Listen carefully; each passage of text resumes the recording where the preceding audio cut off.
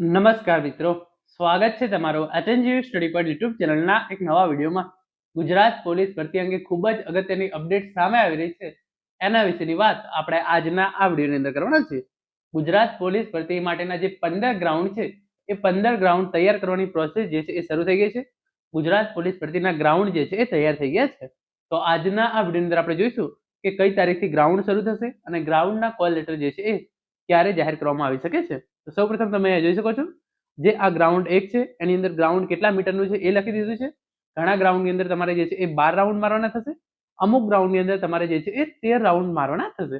તો આ પ્રમાણે તમે જોઈ શકો છો આ ગ્રાઉન્ડ જે છે એ 384.62 મીટરનું છે અને ટોટલ તમારે જે છે એ 5000 મીટર પુરુષ ઉમેદવારો માટે જે છે એ રનિંગ કરવાની થાય છે. તો આ 384.62 નો ગ્રાઉન્ડ છે તો તમારે કેટલા રાઉન્ડ જે છે એ મારવા પડે એ તમે નીચે કોમેન્ટ કરીને જણાવજો. એના પછી જે આ બીજું ગ્રાઉન્ડ છે તમે એ જોઈ શકો છો. આ ગ્રાઉન્ડ જે છે એ 385 મીટરનું છે. તો આ ગ્રાઉન્ડની અંદર તમારે 12 રાઉન્ડ મારવા પડે કે 13 રાઉન્ડ મારવા પડે એ પણ તમે જે છે એ ચોક્કસથી કોમેન્ટ કરીને જણાવજો.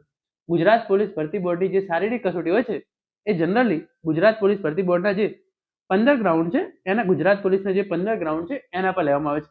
એમાંથી જે 4 ગ્રાઉન્ડ છે એના પર જે છે એ મહિલા ઉમેદવારોની દોડ લેવામાં આવે છે અને બાકીના જે 11 ગ્રાઉન્ડ છે એના પર પુરુષ ઉમેદવારો છે એમની જે છે એ દોડ લેવામાં આવે છે.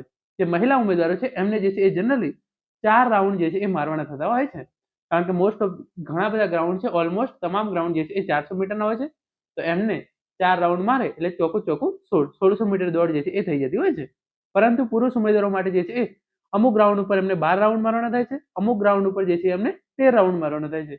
એ ગ્રાઉન્ડનું જે છે એ લેન્થ કેટલી છે એના પર જે છે એ આધાર રાખે છે કે તમારે 12 રાઉન્ડ મારવાના થશે કે 13 રાઉન્ડ. જ્યારે ઓફિશિયલ લિસ્ટ આવશે તો એની અંદર જે છે એ વિગતવાર લખેલું હશે કે આ ગ્રાઉન્ડ ઉપર તમારે જે છે એ કેટલા રાઉન્ડ જે છે એ મારવાના થશે. આગળ તમે અહીંયા જોઈ શકો છો પોલીસ ભરતી માટે ગ્રાઉન્ડ જે છે એ તૈયાર થઈ ગયા છે. હવે ટૂંક સમયમાં કોલ લેટરની અપડેટ આવી શકે છે અને જાન્યુઆરીના 3જા અથવા ચોથા અઠવાડિયાની અંદર જે છે એ શારીરિક કસોટી ચાલુ થઈ જાય એવું લાગે છે. હવે જોર લગાવી દો પ્રેક્ટિસમાં, પણ સાથે બહુ જ કાળજીપૂર્વક જે છે એ દોડવું જોઈએ જેથી કોઈ ઇન્જરીનો ભોગ જે છે એ બનવો પડે નહીં. તો પોલીસ ભરતી માટેના તમામ ગ્રાઉન્ડ જે છે એ ગ્રાઉન્ડ હવે તૈયાર થઈ ગયા છે. ટૂંક જ સમયની અંદર કોલ લેટરની અપડેટ જે છે એ આવી શકે છે. કોલ લેટરની અપડેટ જે છે મને લાગે છે ત્યાં સુધી 5 જાન્યુઆરી પહેલા તમારી જે છે એ કોલ લેટરની અપડેટ જે છે એ આવી જશે. એટલે કે ગુજરાત પોલીસ ભરતી બોર્ડ દ્વારા જે છે એ કહી દેવામાં આવશે 5 જાન્યુઆરી પહેલા જે છે અપડેટ આવી જશે કે આ તારીખથી તમારું જે છે એ ગ્રાઉન્ડ થવાનું છે અને એના કોલ લેટર તમે ઓજસની વેબસાઇટ પરથી આ તારીખથી જે છે એ ડાઉનલોડ કરી શકશો. તો 5 જાન્યુઆરી પહેલા કોલ લેટરની અપડેટ જે છે આવી જશે અને જે ગ્રાઉન્ડ તમારું જે છે એ કઈ તારીખથી શરૂ થશે તો જાન્યુઆરીના 3જા અઠવાડિયાની અંદર શરૂ થશે એવું ગુજરાત પોલીસ ભરતી બોર્ડ દ્વારા જે છે એ ઓફિશિયલ અપડેટ જે છે એ પહેલાથી આપવામાં આવેલું છે. અને એની એક્ઝેક્ટ આપણે તારીખની વાત કરીએ તો પણ તમે અહીંયા જોઈ શકો છો ગ્રાઉન્ડની તૈયારી જે છે એ પૂરજોશમાં ચાલી રહી છે. 19 તારીખ પછી શારીરિક કસોટી જે છે એ શરૂ થઈ જશે. તો 19 જાન્યુઆરી પછી તમારી શારીરિક કસોટી શરૂ થઈ જાય તેવા પૂરેપૂરા ચાન્સીસ છે. પરંતુ તમારે બે વાતનું ધ્યાન રાખવાનું છે કે 19 અથવા તો 20 વધારેમાં વધારે 20 માની લો, પરંતુ 20 જાન્યુઆરી પહેલા તમારી જે છે એ 20 જાન્યુઆરી આજુબાજુ તમારી શારીરિક કસોટી જે છે એ શરૂ થઈ જશે. તો એના માટે તમારે પૂરતી પ્રેક્ટિસ કરવાની છે. હજુ પણ જે છે એ 20 દિવસ જેટલો સમય જે છે એ તમારી જોડે તૈયારી માટે છે. પહેલા જે પીએસઆઈ ની અંદર ફોર્મ ભરેલું છે એ ઉમેદવારોની શારીરિક કસોટી લેવામાં આવશે. એટલે કે તમે પહેલા પીએસઆઈ એકલા માટે ફોર્મ ભરેલું હશે તો તમારી શારીરિક કસોટી જે છે એ સૌપ્રથમ આવશે.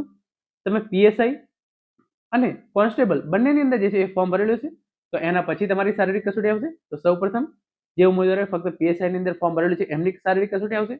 એના પછી જે ઉમેદવારો પીએસઆઈ અને એલઆરડી બંનેની અંદર ફોર્મ ભરેલું છે એમની શારીરિક કસોટી આવશે. અને અંતમાં જે ઉમેદવારોએ ફક્ત ને ફક્ત પોલીસ કોન્સ્ટેબલ માટે ફોર્મ ભરેલું છે એમની જે છે એ શારીરિક કસોટી આવશે. શારીરિક કસોટીના કોલ લેટરની અપડેટ છે એ 5 જાન્યુઆરી પહેલા આવી જશે અને 19 તારીખ પછી તમારી શારીરિક કસોટી શરૂ થઈ જાય તેવા પૂરેપૂરા ચાન્સીસ છે. પોલીસ ભરતી માટેના જે તમામ 15 ગ્રાઉન્ડ છે એ 15 ગ્રાઉન્ડ જે છે એ તૈયાર કરી દેવામાં આવે છે. તો મિત્રો આ હતો આજનો video. Thank you so much for watching.